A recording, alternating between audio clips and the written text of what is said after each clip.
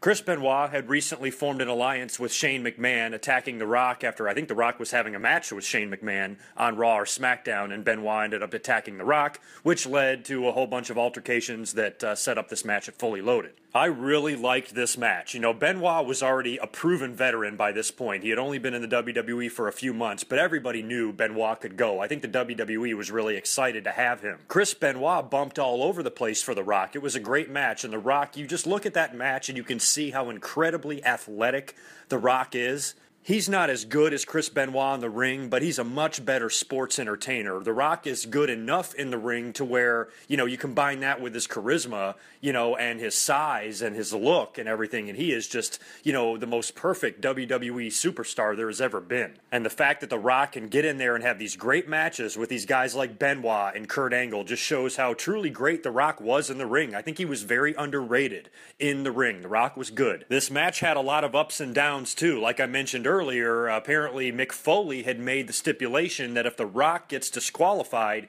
he will lose the WWE title, because The Rock apparently was so pissed off after Chris Benoit was attacking him a few times that Mick Foley says, look, you know, I'm not going to let you go in to the main event at Fully Loaded just to beat the shit out of Chris Benoit, and you don't care if you win or not. So I'm going to make sure you play by the rules, and you're going to lose your title if you hit him with a chair or do anything violent to him. You need to go out there and have a match like the champion should. Mick Foley got a lot of heat from that, from The Rock, from the fans, and sure enough, in the match, they do a great ending where Shane McMahon is all over the place in this match, by the way, interfering. He's bouncing all over the place around the ring. He's very high energy. Shane O'Mac was absolutely hilarious in this match. The ending spot sees Shane actually running in the ring and hitting Earl Hebner from behind with a chair. And then The Rock taking the chair away from Shane McMahon and chasing him away with it. Earl Hebner then sees The Rock with the chair in his hand. The Rock puts Benoit in the crippler crossface. Benoit starts tapping out, and the referee rings the bell. And as The Rock continues to hang on to the crossface, Howard Finkel announces the winner and new champion Chris Benoit, and The Rock's eyes bulge out of his head. And the crowd was really seriously starting to lose it. I was watching this pay-per-view at home with a couple of friends, and we all kind of saw